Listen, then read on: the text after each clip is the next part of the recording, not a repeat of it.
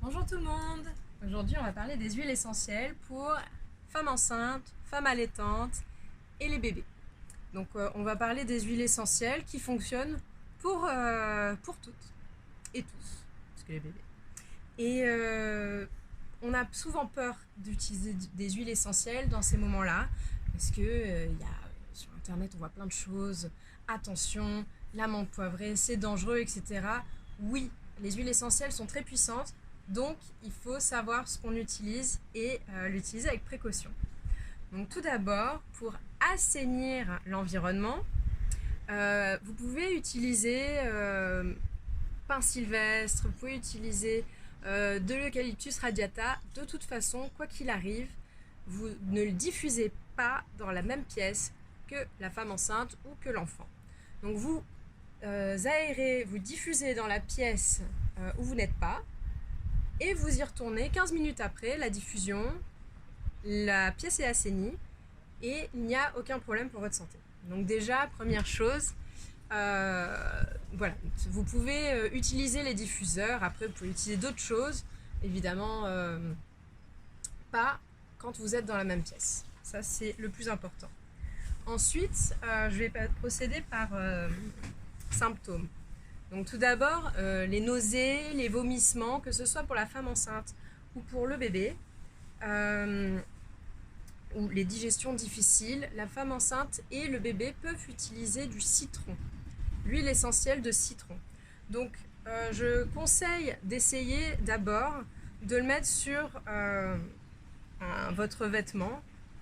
Bon, j'ai pas de citron là, mais vous pouvez mettre une goutte comme ça et simplement la respirer, l'inhaler. Citron, c'est une huile essentielle douce. En plus, c'est pas une vraie huile essentielle puisqu'elle est procédée par expression comme tous les agrumes. Donc c'est beaucoup plus doux. Et ça a plus ou moins le même effet que l'amande poivrée, en moins fort. Donc tout d'abord, si vous avez des nausées, des vomissements, vous ou le bébé, mettez d'abord le citron en diffusion ou sur un tissu pas très loin du visage pour qu'il puisse inhaler. Pour une femme enceinte, on n'appliquera aucune huile essentielle sur le ventre. Par contre, pour le bébé, vous pourrez faire un massage au niveau du ventre, donc pas le nouveau-né, hein, vous attendez plusieurs mois, vous pouvez attendre au moins 6 mois pour pouvoir, avec une huile végétale, toujours diluée pour les enfants, et vous masser sur le ventre. Donc une goutte d'huile essentielle de citron, de l'huile végétale, vous massez le ventre pour donc apaiser la digestion, les vomissements, et peut-être un petit peu sur le foie pour le mal de transport. Ça peut être pas mal aussi. Souvent les enfants, les voitures, ça fonctionne pas trop ensemble. Pour les bébés qui ont des angoisses nocturnes, qui ont des moments de stress ou les dents qui poussent, vous pouvez mélanger donc toujours de l'huile végétale, l'huile d'amande douce, l'huile de jojoba. Donc vous mettez dans le creux de la main une noix d'huile végétale et simplement une goutte d'huile de lavande officinale ou lavande vraie ou de camomille romaine. Et là, vous massez en fait sur la plante de pied de l'enfant. Ou si maman a besoin d'être détendue, papa peut aussi lui faire un petit massage de pied avec la même chose. Et au moins, ça rentre doucement dans le système. Ça enlève l'effet agressif qu'une huile essentielle peut avoir quand on la prend directement trop près du ventre. Donc ce sont des huiles essentielles non nocives pour vous. Ensuite, pour booster le système immunitaire. Donc on a parlé de la diffusion pour nettoyer l'espace. Mais si vous commencez à vous sentir un petit peu fatigué, si vous sentez que le bébé il commence à être un petit peu, premier symptôme, malade, pas bien. Donc, diffusion dans l'air, sans qu'il soit dans la même pièce, mais vous pouvez assainir sa chambre par exemple. Vous pouvez utiliser aussi du Ravinsara ou du tea tree pour booster le système immunitaire. Pareil, mélangez une noix d'huile végétale avec Ravinsara ou tea tree, ici j'ai les deux, Ça, c'est selon peut-être l'odeur qui vous plaît le plus. Et donc, une goutte de l'une ou l'autre avec de l'huile végétale. Vous mélangez bien et pareil, vous massez la plante de pied.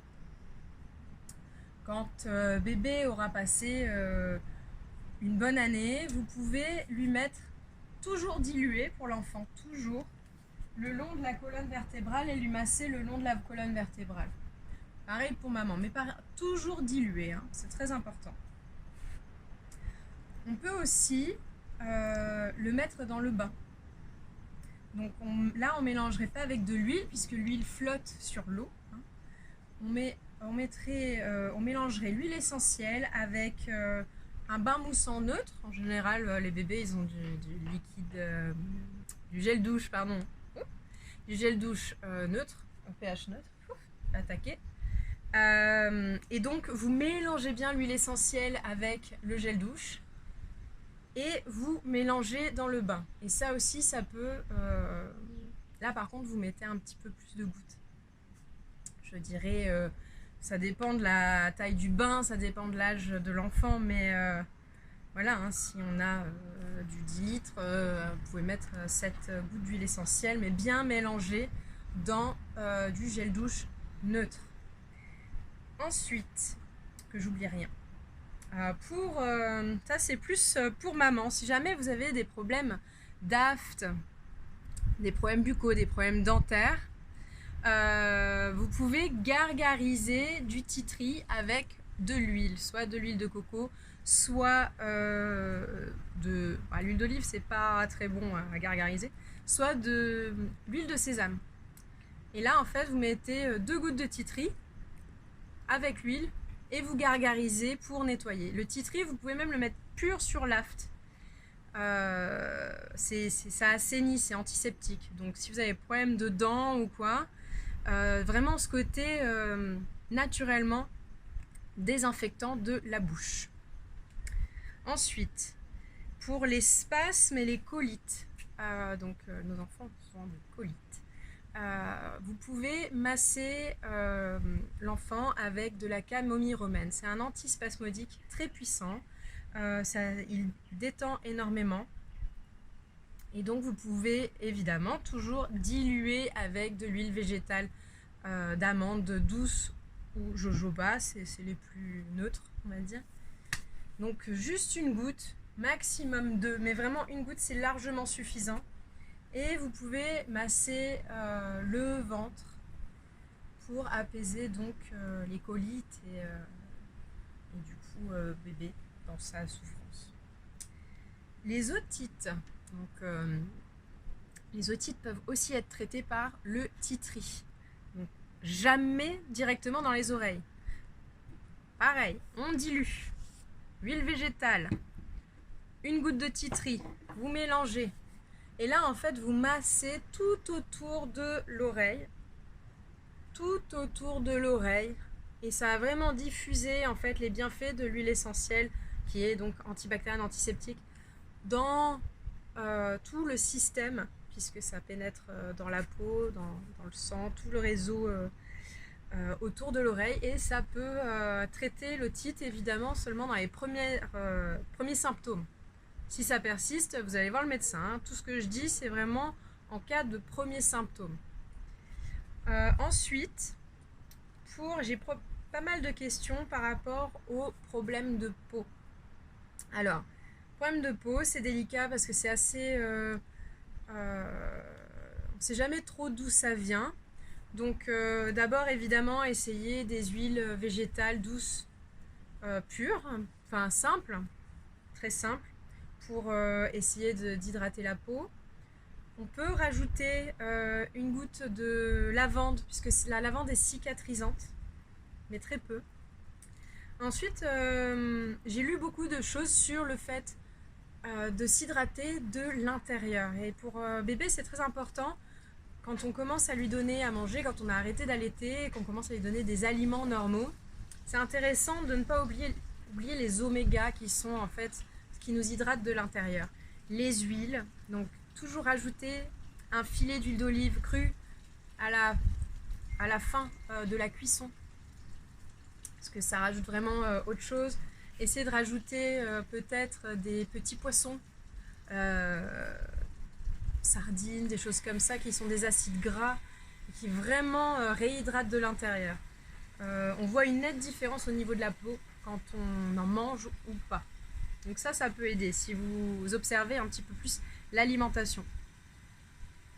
On a aussi, ah oui, au niveau de la diffusion, donc je vous disais qu'il y avait la diffusion pour le côté désinfectant, et il y a la diffusion aussi pour le côté apaisant. Donc vous pouvez préparer la chambre de bébé ou de maman en diffusant de l'orange douce ou de la lavande. Vous pouvez mélanger avec l'eucalyptus ou le porc sylvestre ou le ravinsara, toujours avant que l'enfant ou la femme enceinte ne soit dans la pièce. Mais vous pouvez préparer la pièce comme ça, mettre quelque chose d'apaisant.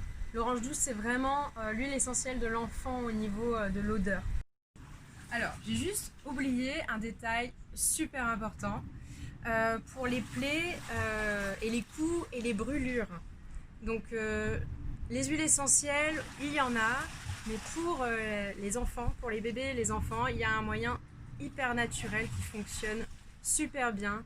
C'est pour les plaies ouvertes, c'est de mettre du miel dessus, évidemment du bon miel de bonne qualité, bio.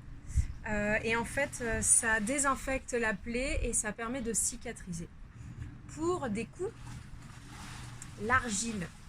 Vous mettez de l'argile et vous enroulez avec un film pour pas que ça sèche. Et en fait, l'argile va absorber le mal.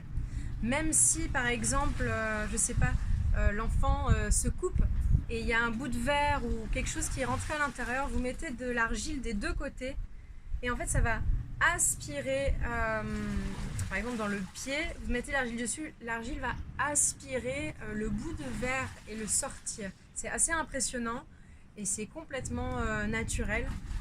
Voilà. Donc c'était mon dernier petit tips pour la journée.